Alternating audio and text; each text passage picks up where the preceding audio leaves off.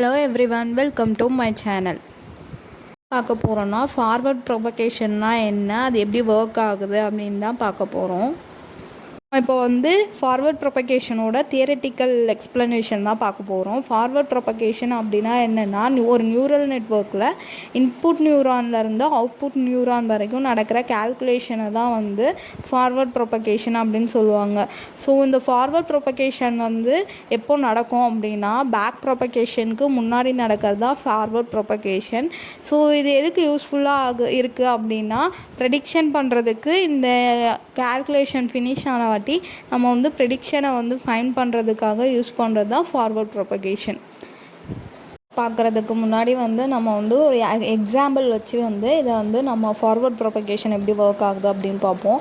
So அதுக்கு நம்ம எடுத்துக்கிட்ட எக்ஸாம்பிள் என்னென்னா, இப்போ ஒரு ஸ்டூடெண்ட் இருக்காங்கன்னா, அந்த ஸ்டூடெண்ட் எக்ஸாமில் பாஸ் ஆகுவாங்களா மாட்டாங்களா அப்படின்றத ப்ரெடிக்ட் பண்ண போகிறோம். ஸோ அதுக்கு நம்ம எடுத்துக்கிற இன்புட் என்னென்னா, study hours and sleep hours.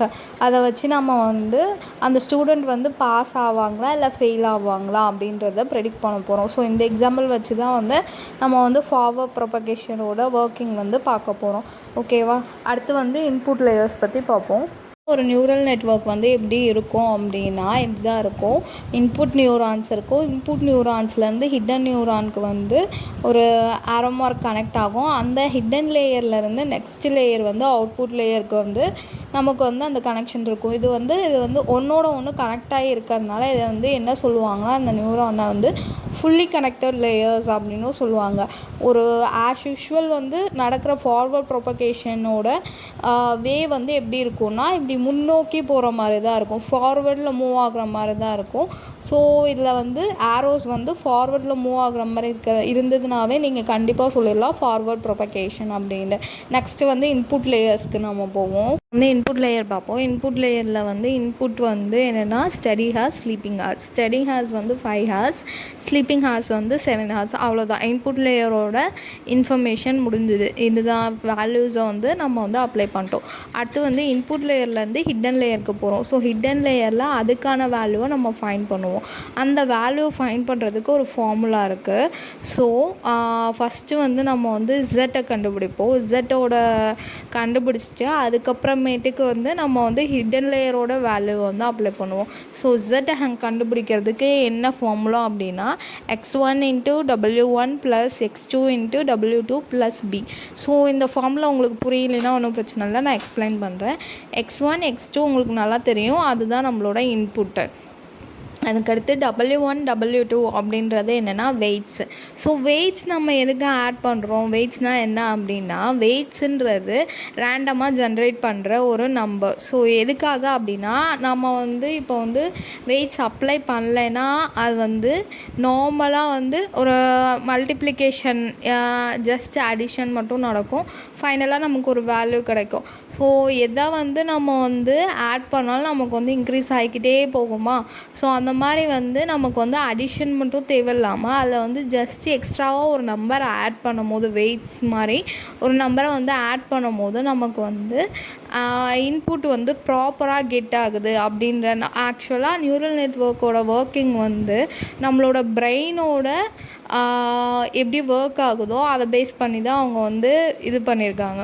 So அந்த மாதிரி நமக்கு வேணுன்றதுனால தான் இந்த கான்செப்டை அவங்க அப்ளை பண்ணியிருக்காங்க. வெயிட்ஸும் அதில் பயாஸும் ஆட் பண்ணுறாங்க. பயாஸ் ஆல்சோ ரேண்டமாக ஜென்ரேட் ஆகிறது. So without weight and bias we didn't get proper result.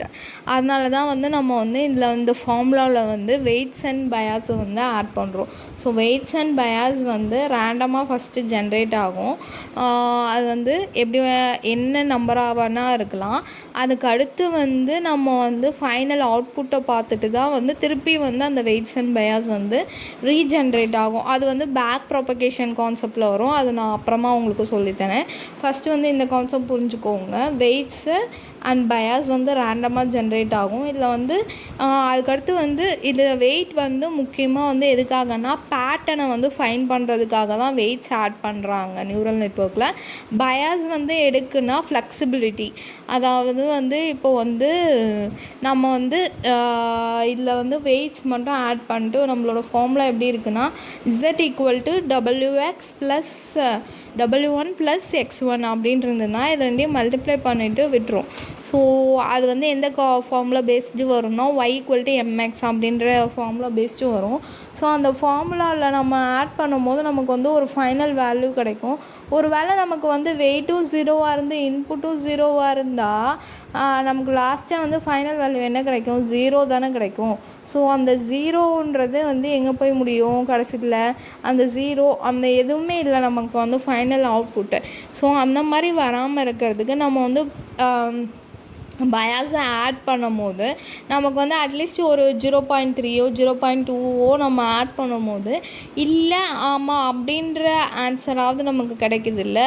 So அதனால தான் வந்து நமக்கு வந்து பயாஸ் வந்து ஆட் பண்ணுறாங்க. அதாவது 0.3 வேல்யூவாவது இப்போது பயாஸ் 0.3னா 0.3ஆவது நமக்கு வந்து ஹிடன் வேல்யூவில் ஒரு வேல்யூ வந்து போய் கன்சிடர் ஆகுதில்ல. அதனால தான் வந்து இந்த பயாஸ் வந்து ஆட் பண்ணுறாங்க. அந்த ஃப்ளெக்சிபிலிட்டி, அதாவது மொத்தமாக வந்து இப்போ 0ன்னு ஹிடன் லேயர்லேயே முடிஞ்சிச்சுன்னா அப்போ அவுட்புட் லேயரில் எந்த வேல்யூவும் போகாது. ஸோ அதனால தான் வந்து அவங்க வந்து பயாஸை வந்து ஆட் பண்ணுறாங்க அந்த ஃப்ளெக்சிபிலிட்டிக்காக. இதுதான் வந்து வெயிட் அண்ட் பயாஸ் வந்து யூஸ் பண்ணுற ரீசன். ஆக்சுவலாக வெயிட் அண்ட் பயாஸ் வந்து ரேண்டமாக ஜென்ரேட் ஆகிறதுக்கும் நிறைய மேத்தமெட்டிக்கல் கான்செப்ட்ஸ் இருக்குது இன்சைடில்.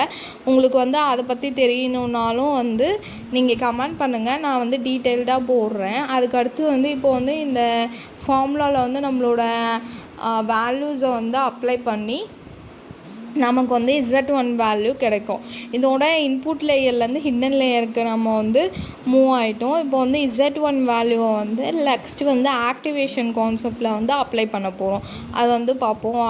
அடுத்த ஸ்டெப்பு வந்து பார்ப்போம்.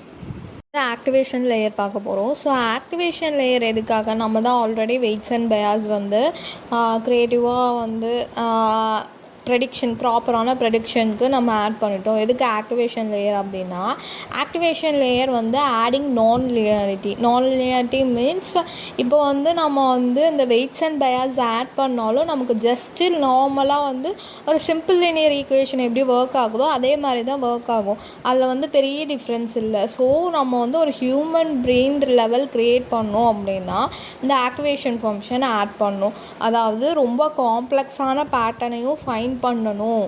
அதில் வந்து ரொம்ப டேட்டாவோட பேட்டர்னை வந்து சிம்பிள் டேட்டா பேட்டர்னாக இருந்தாலும் நல்லா ஒர்க் ஆகணும், காம்ப்ளெக்ஸ் டேட்டா பேட்டர்னாக இருந்தாலும் ஃபைன் பண்ணி ப்ரெடிக்ட் பண்ணணும் அப்படின்றதுக்காக தான் ஆக்டிவேஷன் ஃபங்க்ஷன்.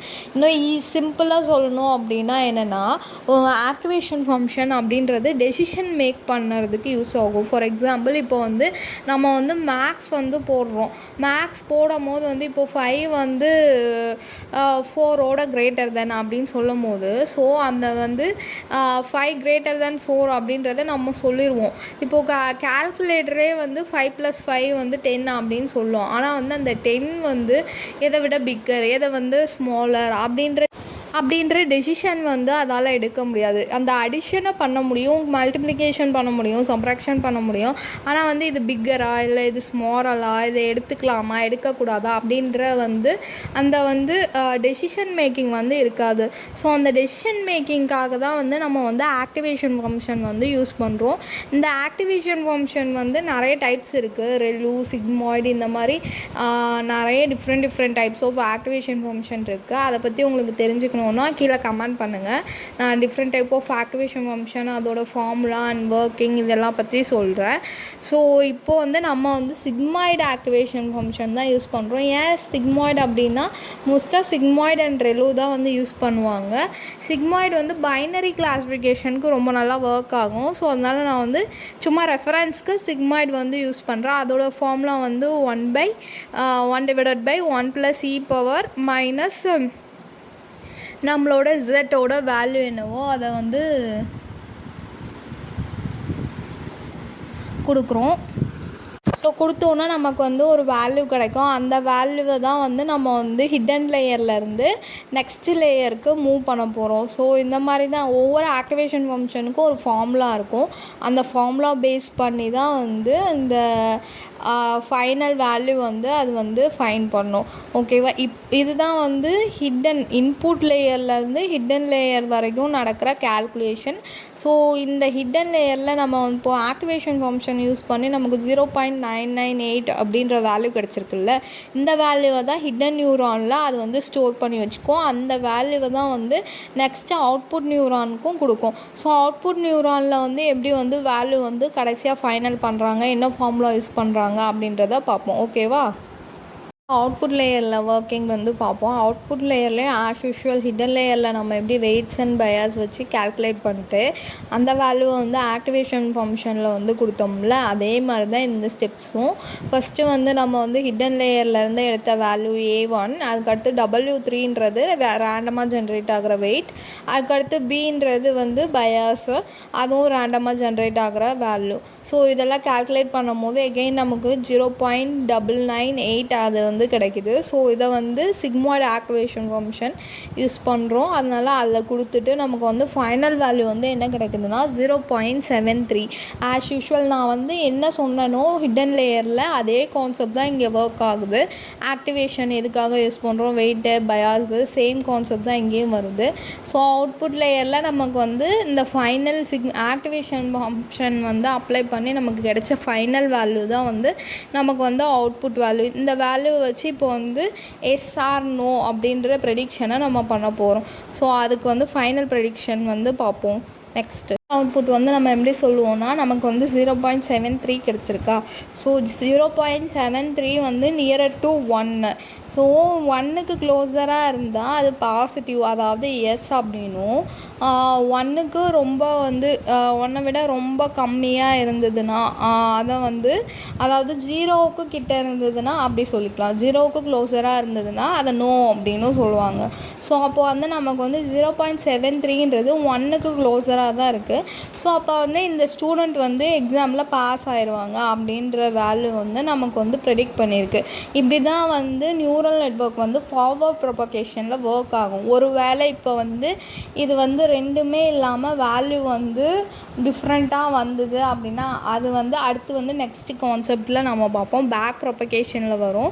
இப்போதைக்கு இந்த கான்செப்டை நல்லா புரிஞ்சுக்கோங்க. நம்ம வந்து பேக் ப்ரொபகேஷன் வரும்போது நெக்ஸ்ட்டு வந்து ஒருவேளை இந்த தப்பாக 1ஓட அதிகமாகவோ இல்லை வந்து ரொம்ப டிஃப்ரெண்ட்டாகவோ நமக்கு வந்து ஏதாவது அவுட்புட் கிடச்சிதுன்னா அப்போ என்ன பண்ணணும் அப்படின்றத வந்து நான் உங்களுக்கு வந்து பேக் ப்ரொபகேஷன் கான்செப்டில் வந்து உங்களுக்கு சொல்லித்தரேன்.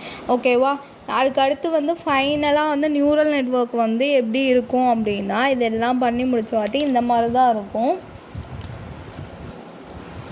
ஸோ இந்த மாதிரி வந்து நம்ம வந்து நியூரல் நெட்வொர்க்கில் நம்மளோட ஃபைனலைஸ் வேல்யூ வந்து ஃபில் பண்ணிட்டு நம்மளோட நியூரல் நெட்வொர்க் இப்படி தான் டிஸ்பிளே ஆகும். இதுதான் வந்து ஹோல் ஃபார்வர்ட் ப்ரொபகேஷன். இந்த வீடியோ உங்களுக்கு பிடிச்சிருந்தா மறக்காமல் என்னோடய சேனலை வந்து சப்ஸ்கிரைப் பண்ணிக்கோங்க. உங்கள் ஃப்ரெண்ட்ஸ்க்கும் வந்து ஷேர் பண்ணுங்கள். தேங்க்யூ ஃபார் வாட்சிங். பை.